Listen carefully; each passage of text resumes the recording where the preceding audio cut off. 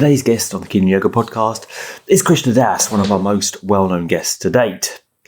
Everyone knows him as the chanting guy, but actually the chanting is kind of a sideline to his devotion to Neem Karoli Baba, Maharaj-ji, the legendary spiritual teacher he met through Ram Dass in the late 60s. So, having spent 3 years with Maharaj-ji on his first trip over to India, his life was really changed for good. Indeed, it was here with Maharaj-ji that he found his love for chanting in Bhakti Yoga.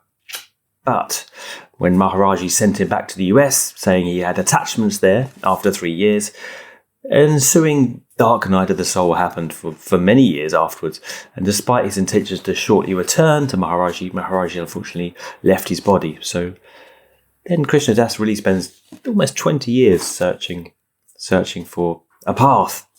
And indeed, it wasn't until 1994 that he found that path with David Life and Sharon Gannon, and they invited him to chant before their question and answer session at the Jivan Mukti Center in downtown New York. So he spent roughly 20 minutes weekly chanting, and gradually this picked up.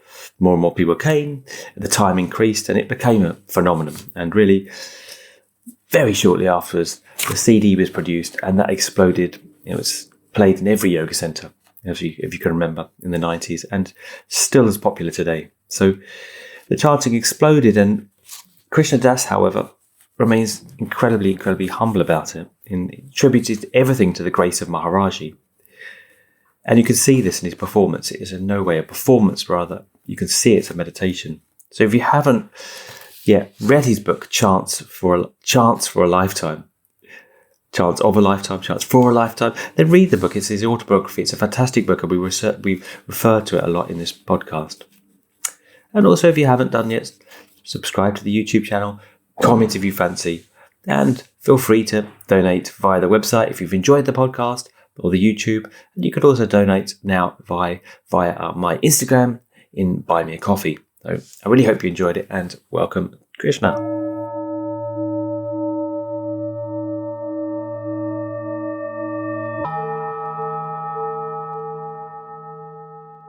Okay, so welcome, Krishna Das, to the Kingdom Yoga podcast. Thank you. Nice to be here. Thanks for coming on. I'm in the south of France now. Yeah.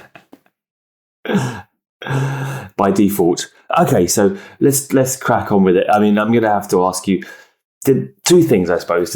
I never know where to begin. The two things this time I thought to begin. What are your early spiritual experiences? Were you always interested in the spiritual? And I read your book, and I loved the book, actually, your book. But I never really found out what musical background you had. Like, did you, I'm not sure where you put it in there, or whether I just glossed over it. Were you, I know you studied something different at university, but did you always have a musical background? So I suppose there'd be about two opening questions to prime you. I wouldn't say that I was always interested in spiritual things. Not at all. Growing up where I did in that time, there wasn't really anything spiritual going on, as far as I know. I really was never interested in any kind of organized religion. So, but to tell the truth, when between my junior and senior year of high school, I took peyote with a friend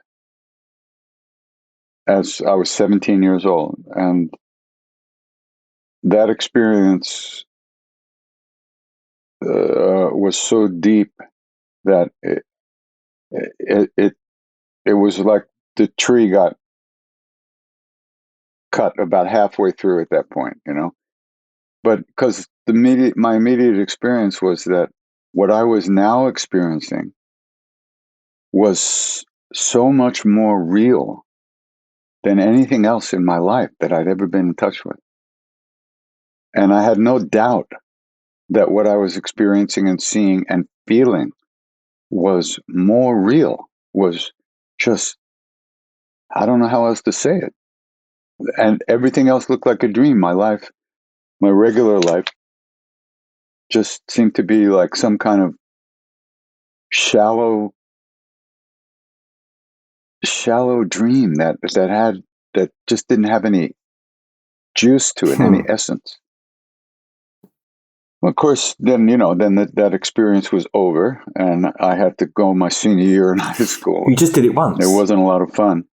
You just did it once. If you'd had that experience, we I didn't did do it it loads of just times. well. I did it once Right. at that point. Sure, just once. I mean, a friend of mine had brought the buttons, the peyote cactus, back from the Southwest, so there was only a few buttons when we did them. Done. Actually, no, wait. I did it once or twice, probably. Yeah, at that time. So then I started getting interested in things, and somehow or other, I found a book on Buddhism, and I remember opening up, and it said, "According to the Buddha, your enlightenment is up to you." And I went, "What? There's something in the world that's up to me?" When you're 17, everybody tells you what to do. Nothing's up to you. Whoa. And so I got really interested in that. And then also, someone gave me the Gospel of Ramakrishna, Yeah. which was just, I could not believe what I was reading. Like, there are beings like this? Wow. Talking to God, having visions and ecstasy and bliss, and, whoa, I want that.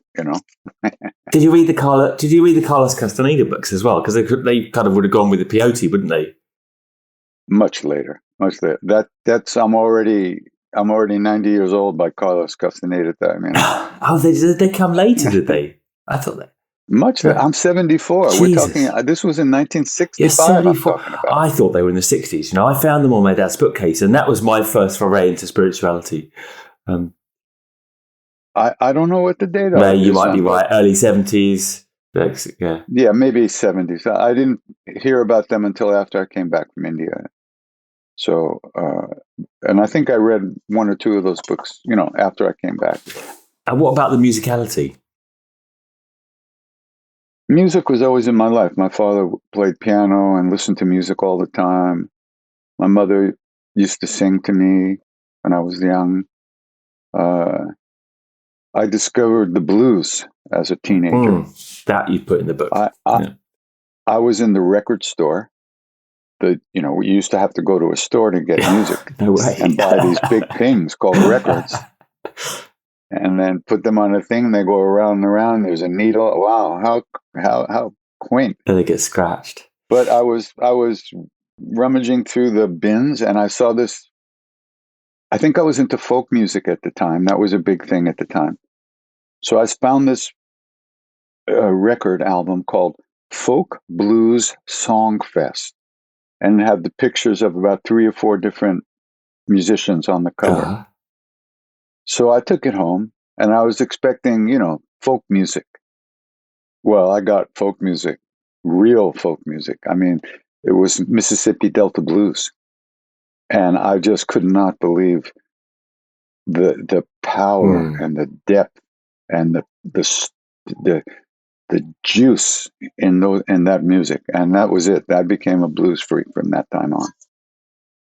And then, I started playing guitar and playing with people. And you taught yourself, did you?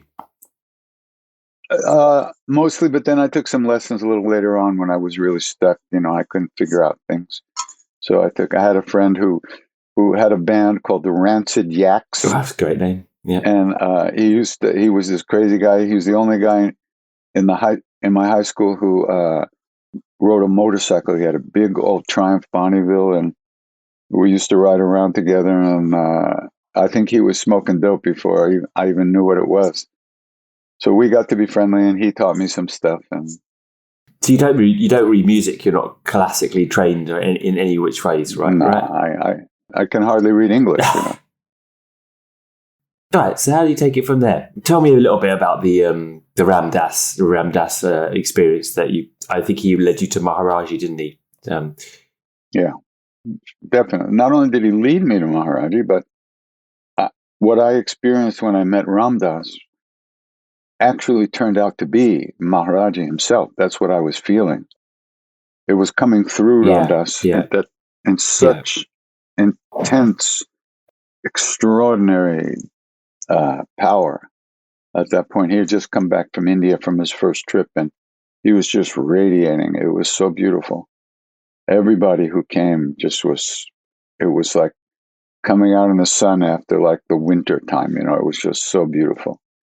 Like a real summer, not the English summer. Yeah.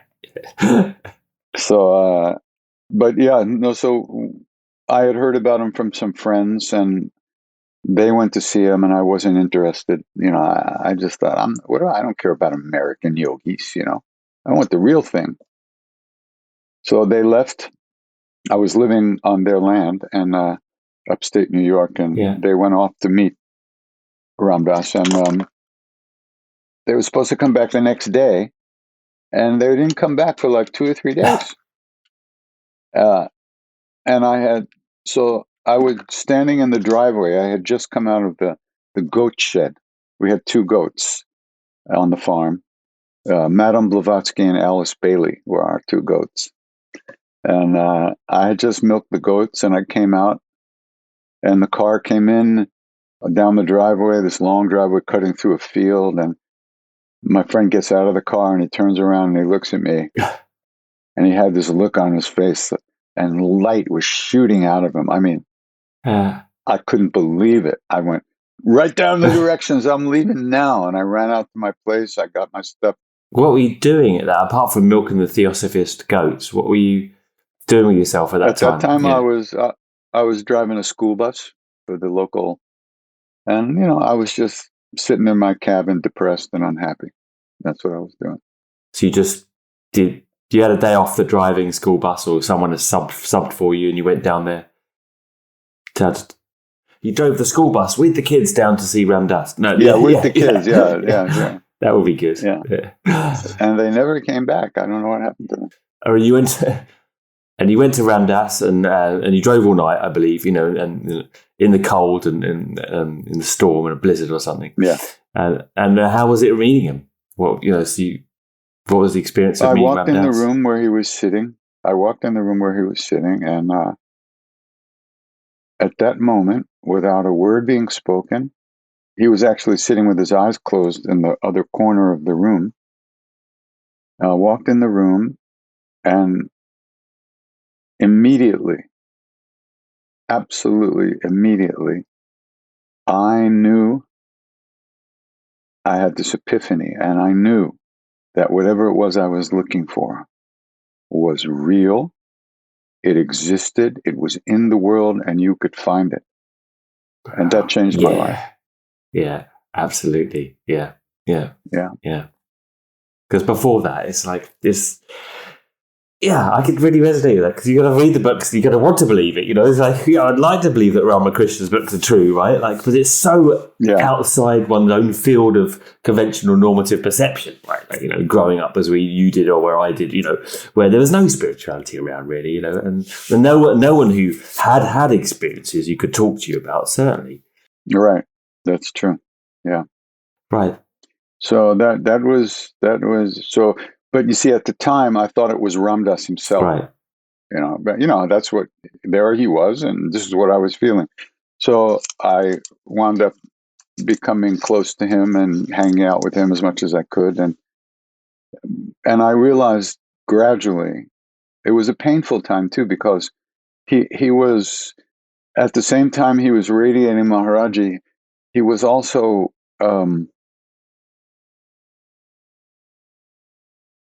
he was having his own issues about life, let's just say. And so there was this, it would be great, and then he would get angry or something, or he would be open and sweet and loving, and then he would shut down and be critical of you and nasty. So there was this strange thing going on. So gradually I realized that, wait a minute, it's coming through him. He showed us a picture of Maharaj-ji, a little black and white picture. That's all I saw.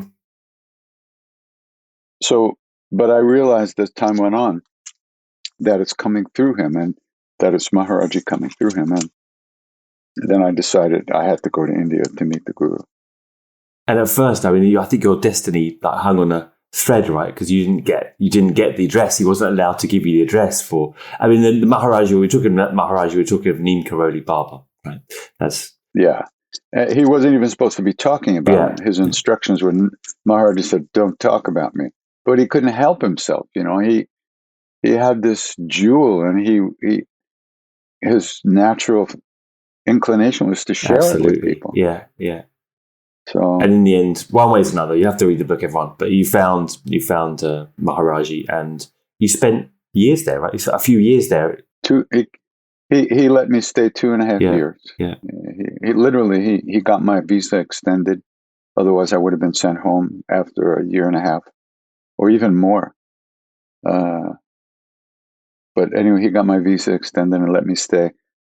And then a couple of months before the visa was up, he looked at me and he said, "You go back to America. You have attachment there. You have to go." You must have been I devastated. just said, Yeah. "What? You know, what?" I had no idea what he was. What do you mean I had attachment there? I left everything. I gave my jeans away. I sold my car. I sold my guitar. Yeah. I had maybe one little cardboard box in my mother's basement of, I don't even know what. I had no intention of ever going back to America when I left America. When I went to India, in my heart, I didn't say that to my parents, but Was it always the experience when you were there? Did you, from the moment go, when you met him and you were in India, did you have doubts? Or was it, or when you were there, it's just like, yes, I'm never going back, happy, completely? oh yeah, no, I was completely at home in India. I absolutely at home. I loved it. I felt, in fact, in those days, you know, the plane landed, then you had to walk on the runway to the building, you know. So I remember getting out of the plane and my foot hit the ground, and I went, "I'm home." And I realized I never had that feeling in my life before. It was whoa, and it was just like that's the way it was for me in India. I was at ease everywhere.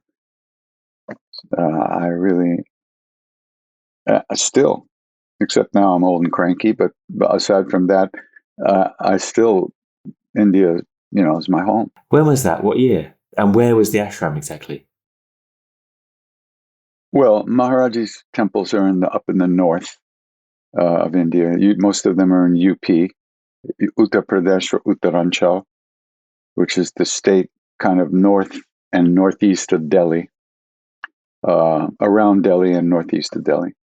Um, that was 1970. I think I arrived August 1970 in Mumbai. Oh, And yeah. we had met Baba Muktananda on the way to India. We had stopped in England.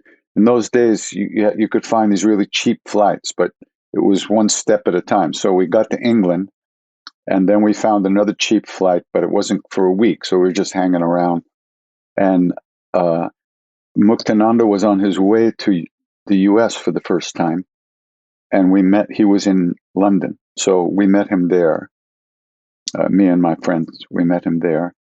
And he said, he was very sweet to us. He said, when we walked in the room, he said, "These boys aren't English." Yeah, I don't know what he meant, but anyhow, so We've probably got better teeth. Yeah, what's that? probably got better teeth. I'd say he looks a bit healthier Yeah, probably at the time. Better teeth, just better better teeth, physicality. healthy, and Yeah. maybe not. Yeah. And then when you were with Maharaji, when you first met him, what was the experience like, and what was it? I mean, obviously the book tries to convey what it can, but what was it like? I mean, the feeling of being in his presence, I think, was so profound that that everyone wanted just to be in his presence all the time, right? And half the time you weren't allowed to be, right? You were sitting kind of over the ways and waiting to be called up to sit with him, right? Why did you? I mean, like for normal people, normal in inverted commas, what was it about sitting with some Indian older guy that was so special, right? If you could try and elaborate on that. If you could in your imagination, uh, imagine what it would feel like when you really felt exactly how you really want to feel, you know, whatever that is, the feeling of being home, of being happy, being loved, being free. That's what it was like sitting with him. And it was beyond that also. I mean, he he led us into the room where love lives. And it was all free. There was no manipulation. Nothing was required. You didn't have to clean the temple. You didn't have to wash toilets. All you had to do was breathe and live. Nothing was required of you. You were loved as you are. You were accepted as you are. There was no trying to change anybody. It was a whole different ballgame than what most people consider the guru. Spiritual stuff. Yeah. And he didn't speak English, though, did he? He spoke whatever he wanted to speak, really? But it appeared apparently he did. It appeared he didn't speak English, but there's stories of him sitting under a tree with two German guys for like 2 hours talking, and they didn't speak Hindi, and he didn't supposedly speak German, so he was speaking German to them. I mean, and when the translator would be translating a question to him, he would be correcting it. We ask a question. I would be telling the translator the question. I'd finish talking, and then Maharaj-ji would answer the question without the translator saying anything. That happened all the time. I mean, he was overflowing with miracles and joy and happiness and depth of being.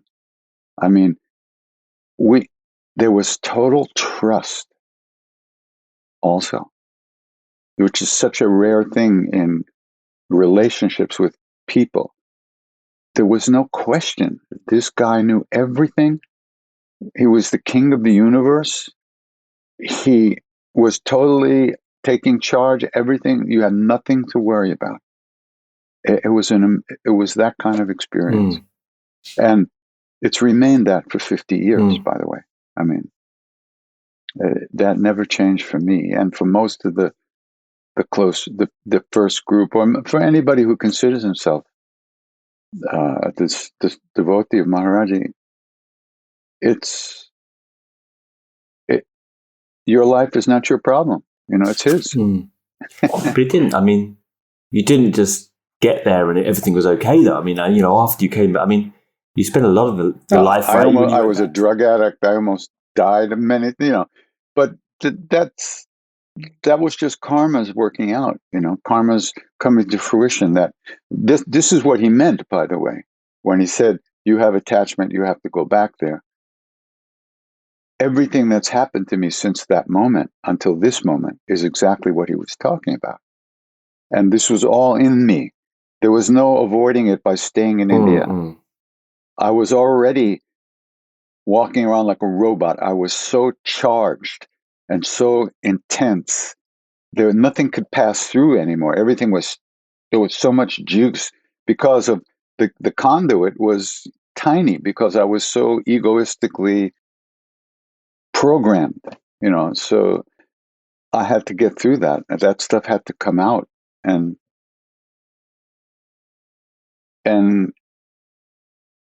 every time I fell off the cliff, he just moved the cliff. And instead of falling 10,000 feet, I just fell on my face. But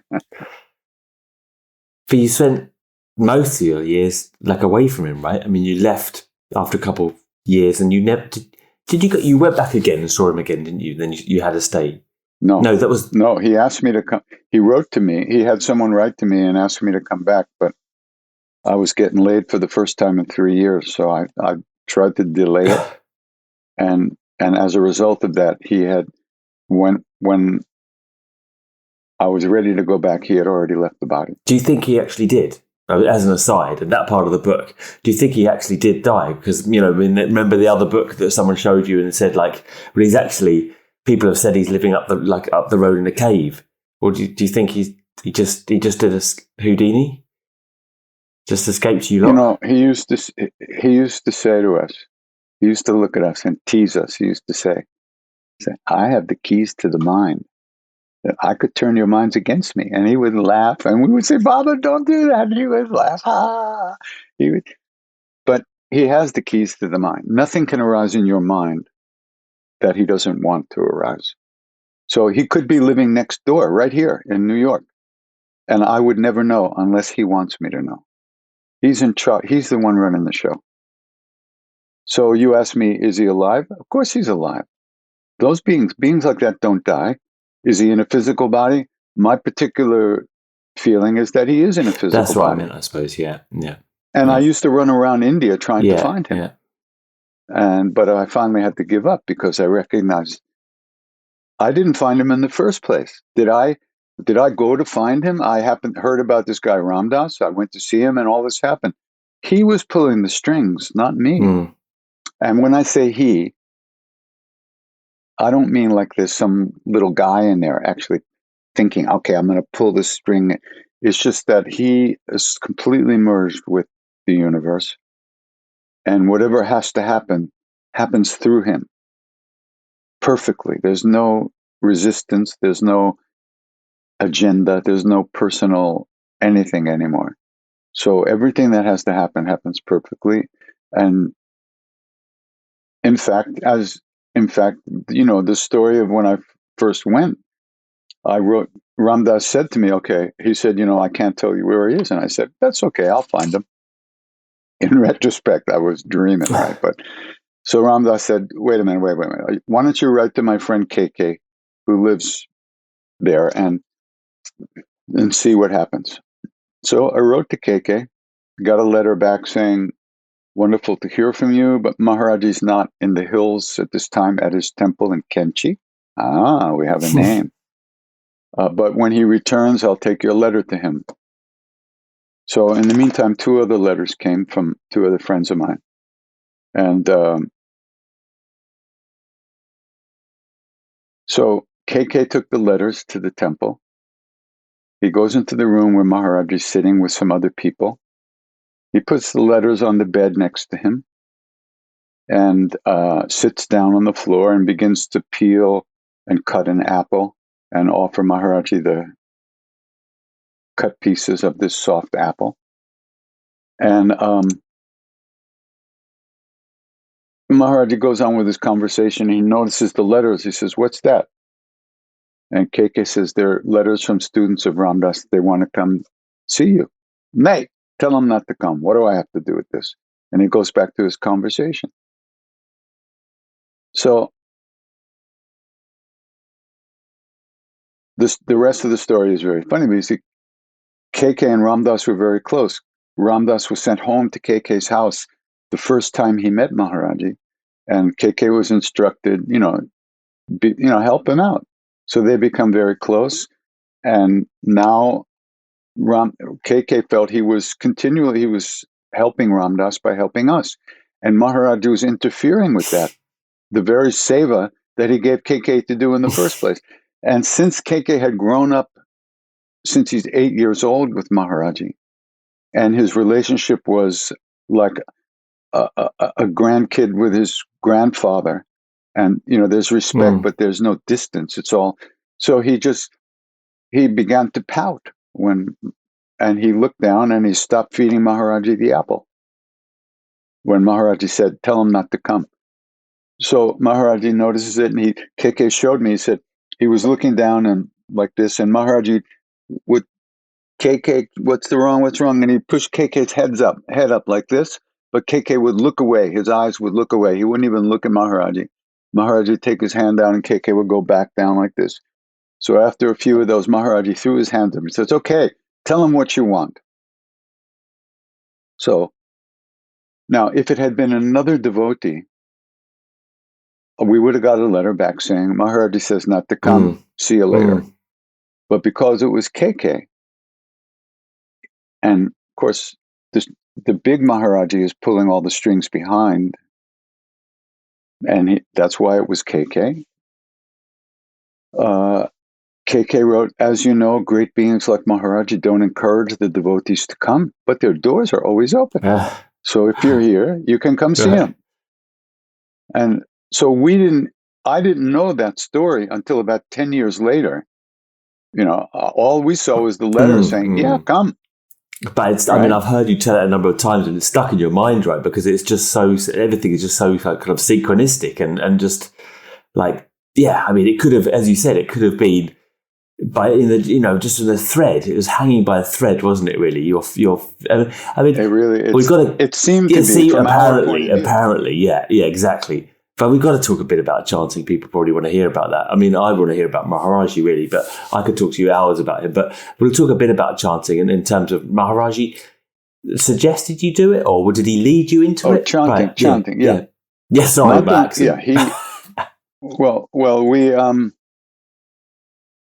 Well, first of all, as foreigners in a foreign country who wanted to get closer to Maharaj-ji, we would look at what the Indian people did, who were his devotees.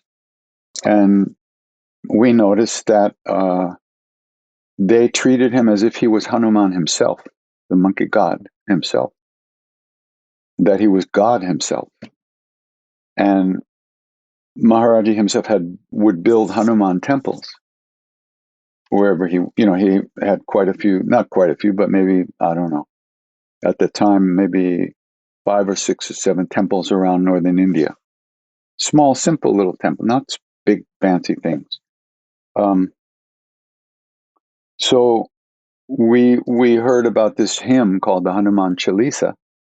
So I had the idea. I thought, well, if we learn this, we could sing it to him, and not only will it give us a way of entering, we'll be able to spend more time with him, because that was our goal in life. That's all we wanted to do, is sit and stare at him, because you know how it is when you fall in love. Remember the first couple of days when you fall in love with somebody, you don't want to take your eyes off them. You don't want to be away from them for a second. And that's what it is still after 50 years. That feeling, unfortunately, our karmas and the habits of thought and our stuff takes us away and keeps us busy in the world. So spiritual practice is the practice of coming back to that place. So we learned to chant because we wanted to be with him. And that means inside or outside. Because now, where is he? We can't go sing to him in a physical body, but his presence, the love is within us. And so the chanting, and he said, from going on repeating these names, everything is accomplished. But what more do you want? That's a fucking guarantee. Yeah. But do we believe it? And with how much of our hearts do we actually believe that? Maybe 2%, if we're lucky. But he said it. It's true. But still, how much time do we spend doing what we should be doing? Our own stuff prevents us. It's amazing. It's so extraordinary. But karmas keep unfolding, and I suppose most of us have the feeling that we're getting closer to that presence, to that love as time goes on. Hopefully it's not a delusion. You never know. I know you were a master of that. I think you were a master of the puja master there, weren't you, for a while? Well, that's a funny story. I was, but not in the real sense. He had built a new temple to the goddess Durga in the courtyard. And they were going to open the temple up for a short period of time during the Durga Puja time, the celebration, worshiping the goddess. And so I brought in a Brahmin priest, a real pujari, they call someone to do the worship. Yeah. And after a few days, they caught him stealing the money out of the donation box. So they sent him home and brought in a second one. Same thing happened. Sent him home, brought in a third one, sent him home. So then the temple trust, the guys that ran the temple, they came to Maharaj and said, Baba, we can't find a priest that won't steal. What are we going to do? Maharaj goes, my priest won't steal. Your priest? Who's that? Krishna Das. So And he used to say, look how handsome he is sitting there in his red ufi and giving out the prasad from the temple and stuff like that. But, it was just his Leela. He was doing so many things with one action. He was humbling the arrogance of the Indians, thinking that they're the only ones who can do these things. And then he was also causing the people to take the prasad from the temple, the blessed food from the temple, from the hands of somebody who's not even qualified to be in the caste system in the first place. Right? Yeah. It's And pretty then, radical. of course, he was also creating something in me that would ripen over time as well. So with one fell swoop, he just, cuts off the head of a million things, a million negative qualities. But another thing I wanted to ask you about, what have you been doing with most of your life? Because it's only relatively recently that you got into the chanting, right? With the Jivan Mukti, with David and Sharon started the chanting again, right? Like when you went home from America, what did you do? That was 1994, that's not 30 years between, isn't there? Yeah. 21 years after Maharaj-ji died, left the body, or disappeared, however you want to say it. Well, for those 21 years, it was like the dark night of the soul, basically. I was very unhappy, really unable to do anything to help myself, pretty much. And when he left the body, you see, when I first met him, you asked about that. So the very first time I saw him physically, it was a shock because I had been feeling him everywhere in America after meeting Ramdas. I felt him all the time. He was like the air. He was like the sky, the space, everything. It was always there whenever I looked. And then I walked into this room and there's this little guy wrapped up in a blanket. And I thought, like, how does this work?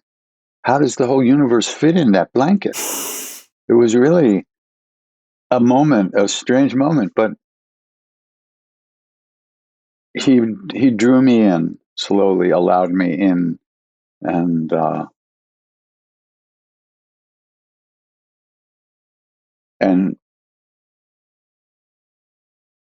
when he left the body, though, really I was very emotionally attached to him, and so I suffered terribly for many years. But the one day in my apartment in New York, and probably in 1994, I walked from the bedroom to the living room, and once again I was struck with an epiphany, like a thunderbolt, that if I did not chant with people, it was with people, then I would never be able to clean out the dark corners and shadows in my own heart.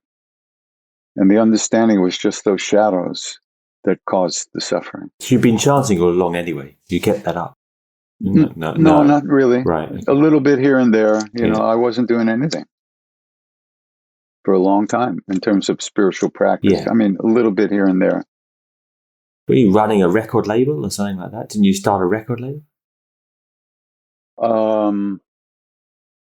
When did we start that? Yeah, probably in the 80s. It was probably over by the 90s. Right. We started this record label probably in the late 80s or middle 80s. I love music. We would record all kinds of world music and jazz. We like to give the old jazz guys who had kind of fallen, had kind of lost the presence in the public eye. We wanted to give them an opportunity to manifest again, because these were the great masters of the time. I mean, the extraordinary mastery over their craft, and so we really wanted to honor that. That was part of what we were doing. And how did it transpire? You got into, you went to the studio and you asked them, or I can't remember that part. You asked them whether you could chant there, and then they said you can chant for like 10 minutes or something before we start the yoga, and then they went away. And then at the time they went away, you started chanting for an hour or something with it. Yeah. Well, they went away. So for like quite a while, a couple of months, every Monday, I would sing for like I guess 15 minutes or so, and then they would do their Q&A with their student. There were only 10 people there. Then I arrived one day, and usually there were 3 pillows put out in the room for me and David and Sharon. So, but this day I get there and it's just 1 pillow, and I said, well, "Where's David? Where's their pillows?" And the woman who ran the center said, "Oh, well, they left for India."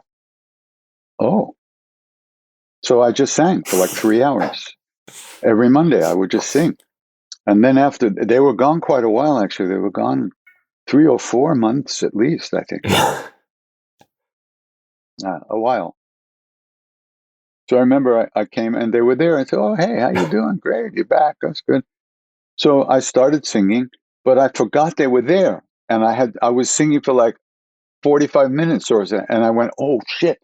And I looked over at them like this, and they looked at each other and went, "Okay."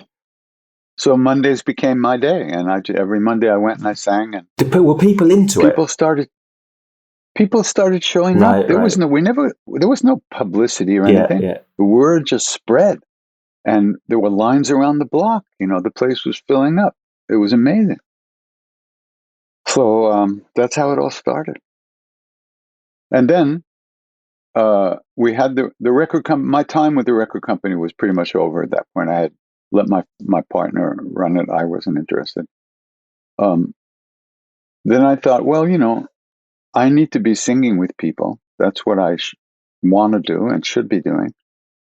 So why don't I make a CD of chanting so people will know what it is? It'll be like a calling card. That's all. Yeah. Otherwise, how do they know what it is? So we made the first CD, and it went everywhere in the world. So weird, isn't it? Yeah, yeah. This was all Maharaj-ji's play. It went everywhere. Every yoga studio in the world was playing, almost. Yeah, I remember. And I got I started getting invitations to come sing here and sing there, sing there. It all started. People ask me all the time. They say, how do I bring my chanting to, people? I said, how the fuck do I know? I had nothing to do with this, Did you have to practice a lot, or did you have to learn new ones, or you knew? No, I just started so you singing. knew them all from back ways.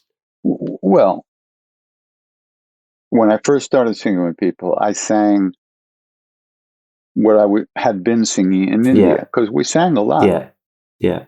But as time went on, being in America, my sanskaras were like Long Island punk, not punk, but like garage band rock kind of sanskaras. So the chants started to change naturally. I wasn't thinking about it. I had no plan, but new melodies started to come to me, but they were more basic to my nature as a Westerner. Yeah. And so the chant, it just naturally took its own shape. Because I never studied Indian music. It's a great art. I mean, it's one of the most subtle art forms, but it's a lifetime thing, a lifetime. And I was just too busy chanting. I wasn't really interested. I wish I could have learned, but I didn't want to stop what I was doing to learn something. So it was kind of the way it happened. Here we are. What do you think about when you chant, and has it developed? Has it developed? Have you changed since you started doing it again? What have your experience of it? Oh, absolutely. I mean, now it's since '94. I'm singing with people pretty much, and it's been the most transformative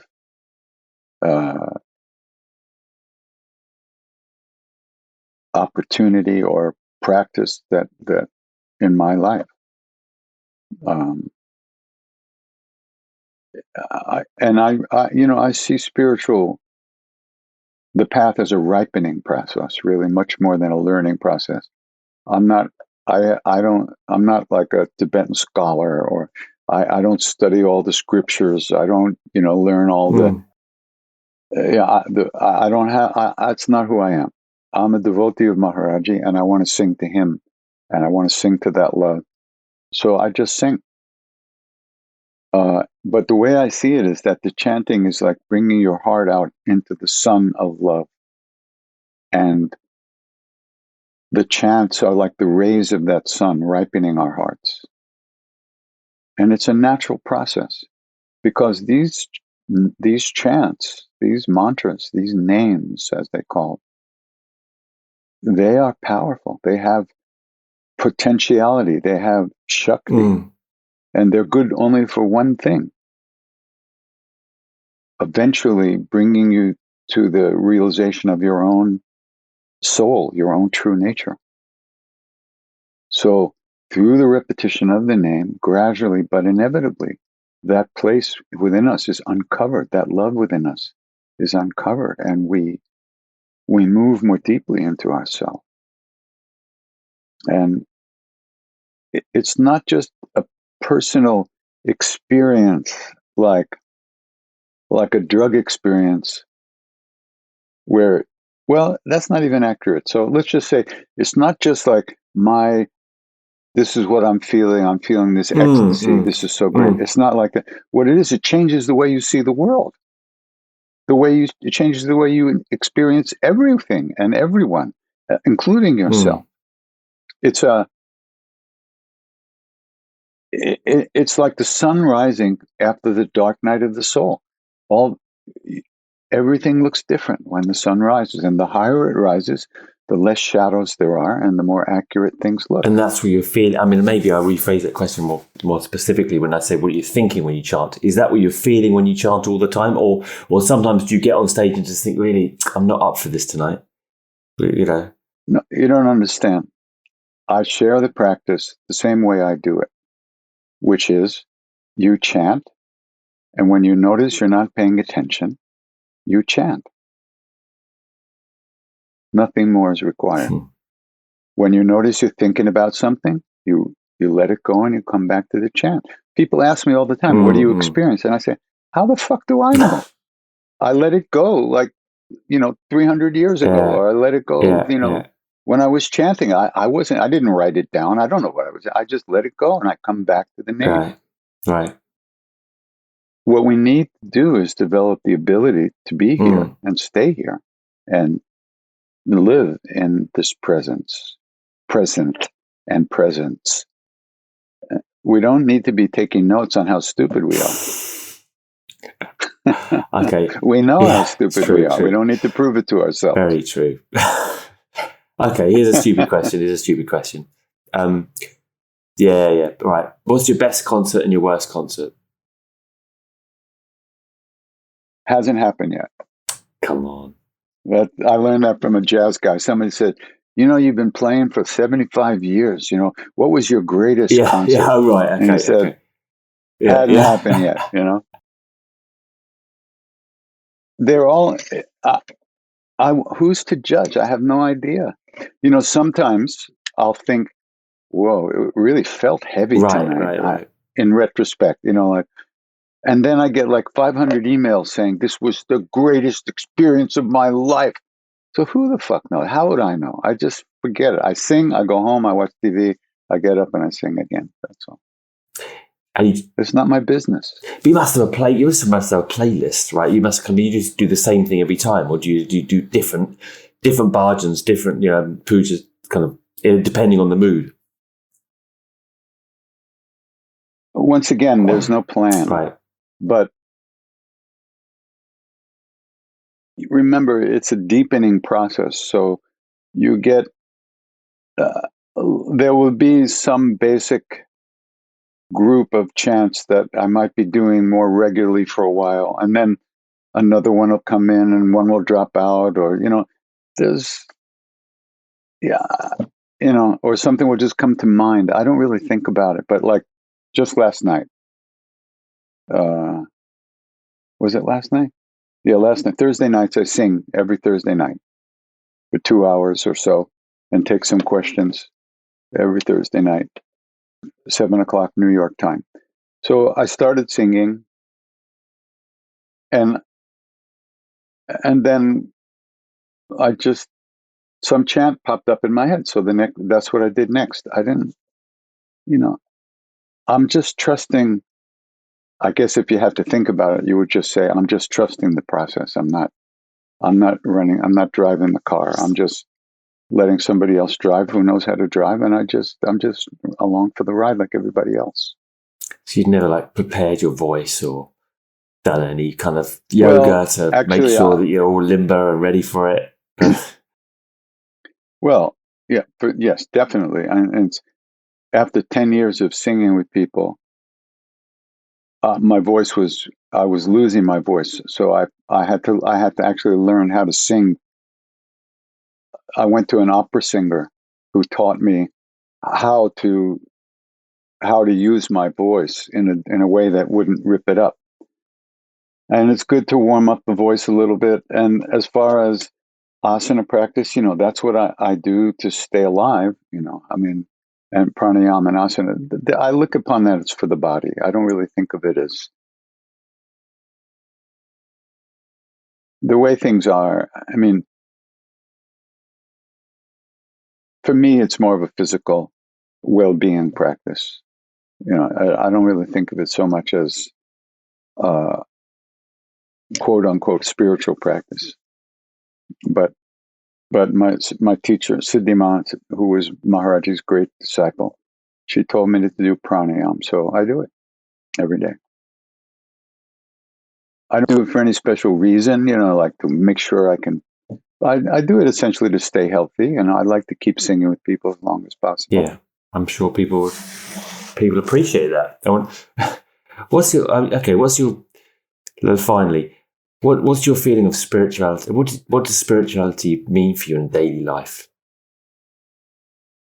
It means becoming a good human being, and becoming more aware of other people and what they're going through, and recognizing that it's not all about me, and that my state of mind is not the most important thing in the whole fucking universe. Because if we don't think about ourselves, then those thoughts don't arise anywhere. We're free. So that's what a good human being is, someone who cares about other people and tries to do whatever they can to alleviate suffering wherever it is. And we have enough of our own also to work on. So, like I said, the chanting changes the way you live in the world. It changes the way you see yourself and others. It's not just that, okay, this was a very blissful chanting experience. Wow, this was really spiritual. No, it's not like that. It gradually, your subjective version of the world, because everything we're looking at a mirror. When we think we're looking out at the world, but actually we're looking into a mirror and we're seeing our subjective version. I think my beard's a little long. I better cut my hair. I better put some moisturizer on. But we're seeing that out there. So as you chant, as you do these practices, spiritual practice, not just chanting, of course, what you see changes because it's less your version and more factual. What's really out there? What's really happening there? Because then you're not really even seeing. Well, anyway, your subjective version and your attachment to me and identification with your thoughts and stories about yourself, that gets the glue that holds you to that gets thinned out through practice. So you might get depressed, and instead of it lasting for a year, it'll last for 2 months. It works like that. It works under the radar. It doesn't. You can't know. Like Ramana Maharshi said, he said, asking the mind to kill the mind or the ego to kill the ego is like asking the thief to be the policeman. Yeah, it's excellent. I love that. Yeah, there'll be a lot of investigation, but no arrest will ever be made. That was a great quote in your book.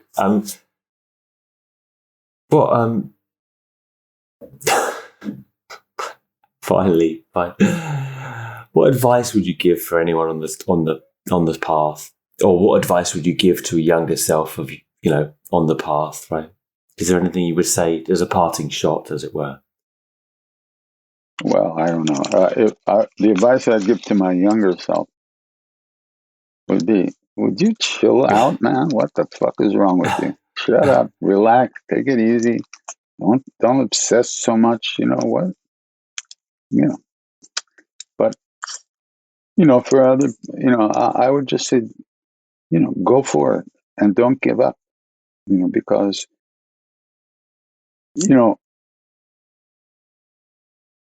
as an older person now, you start to think about leaving the body and what that's going to be like. And, they say the only thing you take with you when you leave the body is your state of mind and the practice you've done.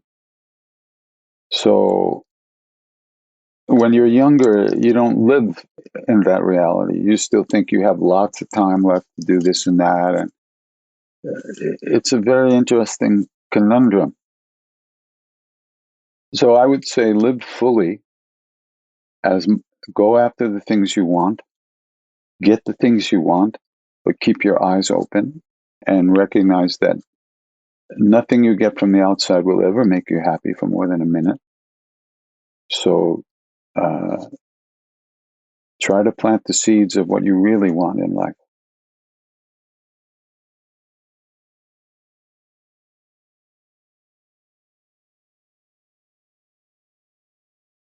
It's been a pleasure spending time in your presence, actually. Really enjoyed it. Thank you. Look, okay. One last thing. I always ask this question. I wasn't going to ask you. I'll ask you anyway. What about the biggest kind of like spiritual moment and inspiration, right? And a guilty pleasure, something that you enjoy that's a flippant thing, that's a silly thing. Just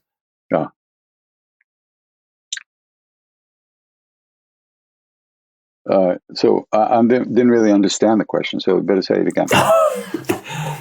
Biggest spiritual moment, epiphany, biggest a moment in your spiritual path. Can you pick a moment? Oh, for me, that's really simple. In 1995, 6 months after I started chanting with people, I quit because I saw that I couldn't do it from the right place, and that I was a hungry guy for all kinds of things, and I was going to use all this energy that was starting to come to me to feed myself. And I saw not only was that not good for me, but I was going to hurt other people as well. And thirdly, this is not why I started chanting, to devour other beings and devour this energy for my own personal. I started chanting to find Maharaj-ji's hand again. I had let go of his hand. He had never let go of my hand, but I had let go of his, and I needed to find that. So after 6 months, I saw what was happening. I saw what was going to happen, and I was horrified that I recognized that I am not able to do this. So I quit, and I went back to India, and I started badgering him. Of course, he's already been gone 20 years. So I'm badgering him. I say, this is your problem. I'm singing to people in your name. Fix it or I don't sing. Good night. That's the deal, He tortured me for 3 months. Nothing happened for 3 months. And then at the end of 3 months, just before I was having to leave and come back to America, I was in total despair because I was being prevented from doing the one and only thing that I could do to save my ass. I was being prevented from doing it by me. So how do you get around that? Everywhere you go, you can't. That's why I was saying to him, I can't do this. You have to change this. It was I was really in terrible despair because what if I couldn't chant it? What if I couldn't do this? I was going to be fucked up the rest of my life. And there was no out. There was nothing I could do about it. I was the problem. So on that day, on June 15th, 1995, actually, which is the day of this big celebration at the temple in Kenchi where I live, he changed everything. He changed it. And he showed me what it all is. He changed me. He showed me that it had nothing to do with me, even if I thought it did. And even when I thought it did, it didn't affect the reality of the situation, which was whatever you want to call it. I mean, the reality of the situation is that it wasn't my ego doing this. There was some other power actually transmitting when I chant, but it wasn't me. And so even when I thought it was me, it didn't ruin the situation. And that's what freed me. But saying it like that there's no way I can transmit the depth of the experience. I mean, it was a life-changing experience. Everything in my life before that was one way, and everything in my life after that was another way. Yeah, you do. I mean, you do convey it in the book, so people have to read the book to get the experience. All right. Well, I know. I mean, finally, I know you were into drugs before, but give me a more sanitary, guilty pleasure that you still hold on to now. Something you enjoy in everyday life. I like to get a whole box of cookies, put it in a big cup, pour oat milk into it, mash it all up, and eat it watching some serial killer video on television. Yeah, that's it. You're kidding me, aren't you? We never know. We'll never know whether he is or isn't. I'll leave it there. Okay. Right. Thank you for joining me. It's been an absolute pleasure. Okay, Adam. Nice to meet you. Take good care.